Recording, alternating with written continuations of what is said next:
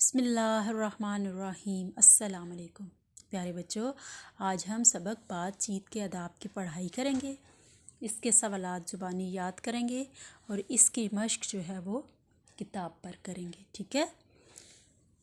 بات چیت کے آداب۔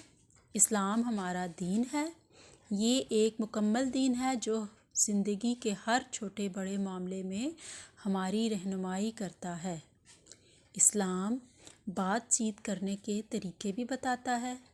اس بارے میں قرآن مجید میں ہدایات موجود ہیں اور حضرت محمد صلی اللہ علیہ وآلہ وسلم کی زندگی سے بھی ہمیں رہنمائی ملتی ہے۔ بات چیت کا اسلامی طریقہ یہ ہے کہ بات چیت کا آغاز سلام سے کیا جائے، لوگوں کے ساتھ اچھے طریقے سے بات چیت کی جائے، غلط بیانی سے کام نہ لیا جائے، نرم لہجے میں بات کی جائے تاکہ سننے والے کو اچھا محسوس ہو، نہ تو چیخ کر بات کی جائے اور نہ ہی اتنی آہستہ آواز میں کہ بات کی سمجھ نہ آ سکے۔ بات چیت کے دوران ایسی زبان اور الفاظ استعمال کیے جائیں جو سننے والے کی سمجھ میں آ سکیں۔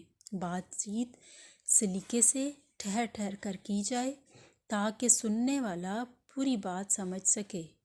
بزرگوں کے ساتھ ادب سے اور بچوں کے ساتھ پیار محبت سے بات کی جائے۔ کسی کی بات نہ کاٹی جائے، پہلے بولنے والے کی بات سنی جائے، اس کے بعد خود بات کی جائے۔ بولنے کے لیے اپنی باری کا انتظار کیا جائے۔ زیادہ لمبی بات نہ کی جائے کہ اس سے سننے والے تنگ آ جاتے ہیں۔ ہمیں چاہیے کہ اسلام نے ہمیں بات چیت کرنے کا جو طریقہ بتایا ہے ہم اس پر عمل کریں اور اسے اپنی عادت بنا لیں۔ اب اس کی مشق ہے۔ سوال نمبر 1 ہے، درج ذیل سوالات کے جوابات زبانی یاد کیجیے، ٹھیک ہے؟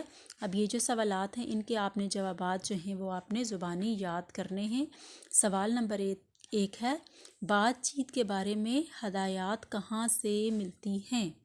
ٹھیک ہے، اس کا جواب ہے بات چیت کے بارے میں ہدایات ہمیں قرآن پاک سے ملتی ہیں۔ سوال نمبر 2 ہے، بات چیت کا آغاز کس طرح کرنا چاہیے؟ بات چیت کا آغاز سلام سے کرنا چاہیے۔ سوال نمبر 3 ہے، بڑوں اور چھوٹوں سے کس طرح بات کرنی چاہیے؟ بڑوں کے ساتھ ادب سے بات کرنی چاہیے اور چھوٹوں کے ساتھ پیار اور محبت سے بات کرنی چاہیے۔ بات چیت کس زبان میں کرنی چاہیے؟ اس کا جواب ہے ایسی زبان میں بات کرنی چاہیے جو سننے والے کو سمجھ میں آ سکے۔ سوال نمبر 5 ہے، بات چیت کے دوران بولنے کے لیے کیا کرنا چاہیے؟